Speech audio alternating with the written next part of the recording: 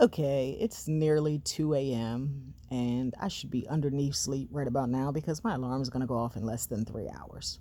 So today is going to be a very difficult one at work, but I am just still so high off of tonight's episode of Lovecraft Country, Holy Ghost, season 1, episode 3. And Jurnee Smolett is just so fucking ridiculously talented that I'm just like amazed, wowed completely, I swear. And I'm like, I haven't followed her career so much as an adult. I remember the cute little kid on like 8,000 shows, but really never got into her adult work because she may have come on to a show in the later seasons and it wasn't a show that I watched, so I had no idea she was on until Underground. Underground, just the previews immediately took me over and I had to watch it. I'm one of those fans who has still not recovered from WGN canceling the show. Have not. Will not. Very angry. No closure.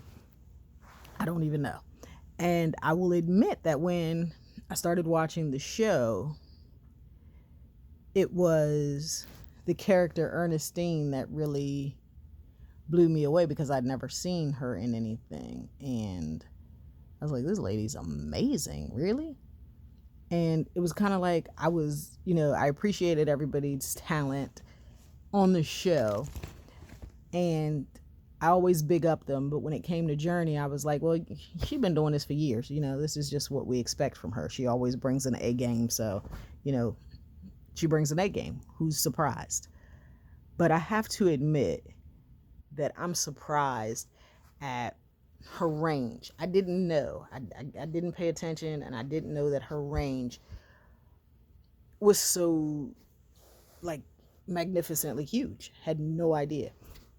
And I kind of got a lot of that as Underground went on into the first 2 seasons. I was like, okay, Jurnee's just a bit more amazing than I thought.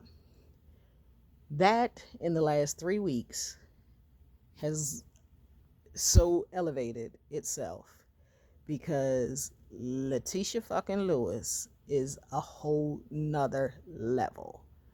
She is bringing everything to this role. I mean, every feeling you can feel, every emotion you can have, she is laying it out there every week. And this week, if you haven't seen it, I don't want to spoil it for you, but I'm trying to tell you. And I read the book. After I seen the series pilot, I read the book. And the first episode really kind of stayed true to the book, so much so that I could actually quote lines. Episode 3, Misha Green took it and did what Misha Green does. And man, phenomenal. Phenomenal. And I don't know who's number one on the call sheet on this show.